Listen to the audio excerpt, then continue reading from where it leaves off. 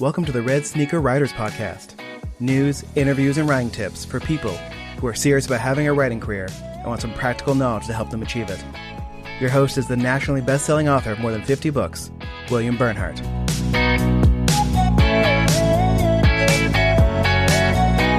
Hello, Red Sneaker Writers. This is episode 48, going out on June 29, 2020. This is an exciting week for me. My new Red Sneaker book, Dazzling Description, Painting the Perfect Picture, is now on sale. Bookstores, Amazon, wherever you like to buy books, it should be there. And if it isn't, you send me an email and tell me about it, because I need to talk to somebody. Anyway, this is the 10th book in the Red Sneaker series, and it was an interesting and challenging one for me to write. I assume that some of you at least have read some of my books, many of which are thrillers. And in a thriller, you can't spend a whole lot of time describing the sunset or whatever. You got to have a fast-paced story or you're going to lose people. At the same time, there has to be some description. You have to give the reader some idea where they are and what it looks like. Sure, some of that can be conjured up in the reader's own imagination, but you have to give them something. So it becomes this give and take. How much is enough? How much is too much? And that's pretty much what this book is about. So you might check out Dazzling Description. And for that matter, while you're there, you probably need the previous 9 books in the series too.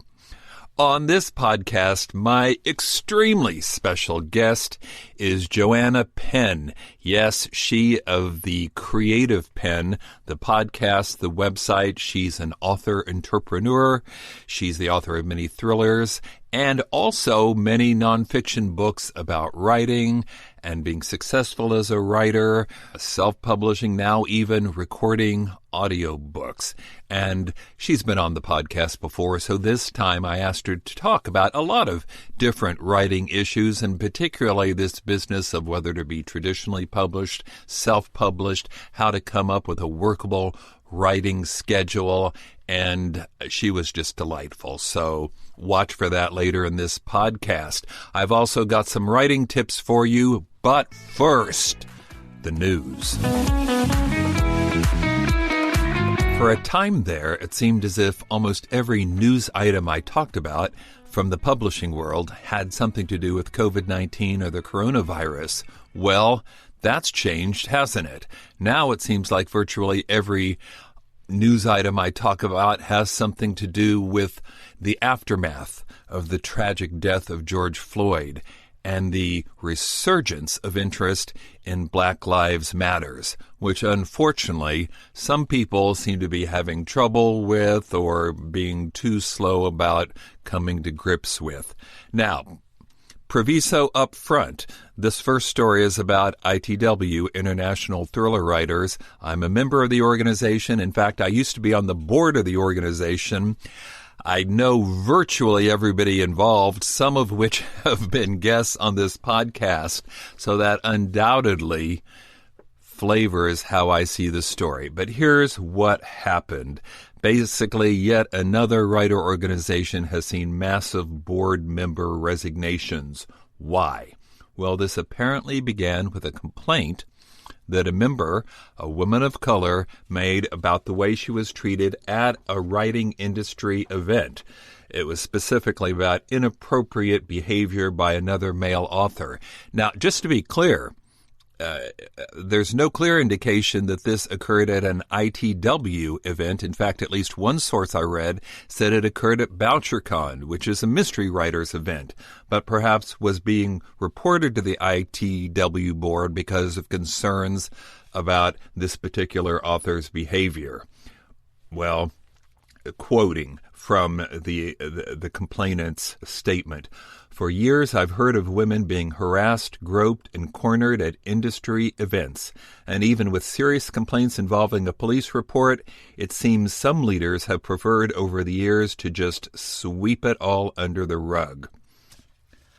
ITW had issued a statement from the board saying basically, we support all of our members, including writers of color, But some people felt that that was inadequate, like in the statement I just read from the initial complainant, that they were just kind of blowing it off. And by the end of last week, more than 100 members of the organization had signed an online petition calling for the entire board to step down.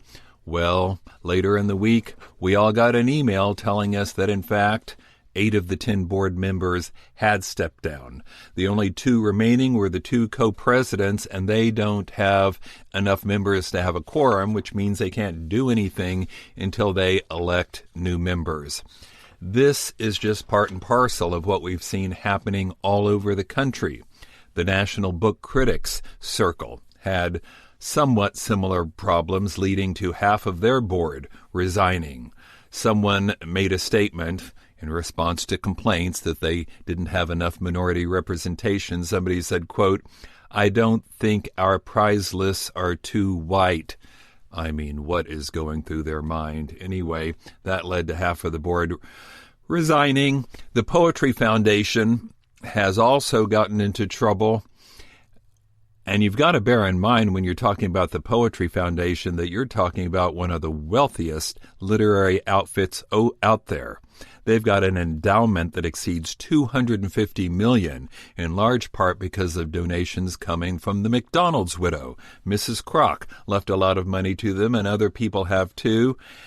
And so they've got a lot of money. What exactly are they doing with it? A letter was posted online weekend before last from 30 poets connected with the organization, saying that they were basically critiquing the organization for not doing enough for, quote, marginalized communities, and calling on it to redistribute more of its enormous resources to social justice. Well, much as like what ITW did, the Poetry Foundation leadership sent out a letter saying that we are in, quote, solidarity with the Black community, and people didn't think that was nearly enough. They drew almost immediate criticism, and now the leadership has resigned. A lot of it did. Since that happened, they have announced that they're making some donations, and they're establishing scholarships and other programs, trying to send some of that money toward minority authors. Clearly, we are living in changing times. I more and more start to get the feeling that we are living in historic times, that this may be an instance when change happens that really matters, that is for the better, that has lasting impact. And I know this is difficult for you. I don't think these people are, at least in the most part, bad people. As I said, I know most of the people on the ITW board. I know they are good-hearted, not racist people. We are just living in turbulent times. But I am hoping that when we come out of this, we'll be a better world, a better publishing world as a result. Okay, some more stories. I've been talking about the Internet Archive for several podcasts now, and announced in the last one a big lawsuit by big publishers trying to shut down this nonprofit organization that said they were going to scan and make available under some circumstances authors' copyrighted work, but without clearing it with the authors first. Well, last week they announced that they are ending its program for providing free eBooks. They are completely caving. I can see why. I mean, they probably do not have the money or desire for a big lawsuit, and probably this caused way more problems than they ever saw coming. So they're shutting it down, which I have to say I think is a good thing.